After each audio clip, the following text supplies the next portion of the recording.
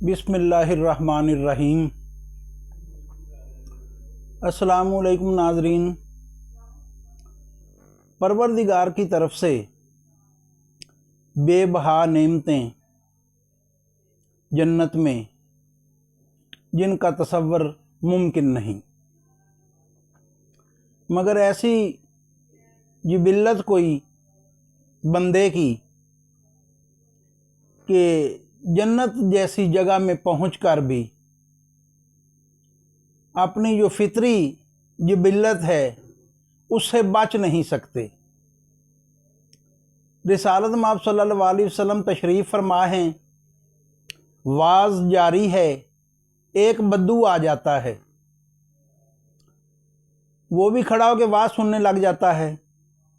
रिसालत माब सल्लल्लाहु अलैहि वसल्लम फरमाते हैं कि जन्नत में एक जन्नती अल्लाह ताला से खेती बाड़ी करने की इजाज़त मांगेगा।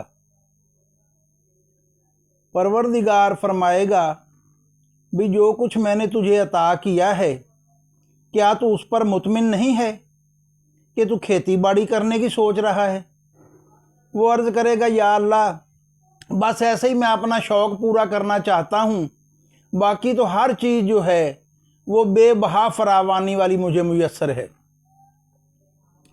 जब रिसालत माब सल्लल्लाहु अलैहि वसल्लम ने ये फरमाया और फरमाया कि फिर वो बीज डालेगा तो पलक झपकते ही वो उग आएगा, उग कर फौरन बड़ा हो जाएगा, फसल तैयार हो जाएगी, फिर उसे चश्मे ज़दन में काट लिया जाएगा और फिर उसका फौरन ही भूसा अलग हो जाएगा, अनाज अलग हो जाएगा और उसके बड़े बड़े पहाड़ों जैसे ढेर लग जाएंगे।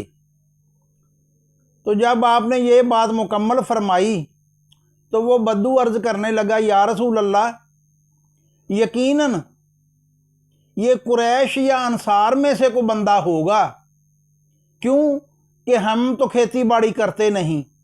उसका ये कहना था कि रिसालत माब सल्लल्लाहु अलैहि वसल्लम मुस्कुरा दिए, बल्कि ये कह लीजिए कि वो अच्छी तरह हंस दिए उस बद्दू की बात पे। तो ऐसे ये करना था कि वो अहमद फराज का एक शेर है ना कि मिल गए तुम भी तो और ना क्या जाने, दिल किसी हाल पे काने ही नहीं जाने फराज।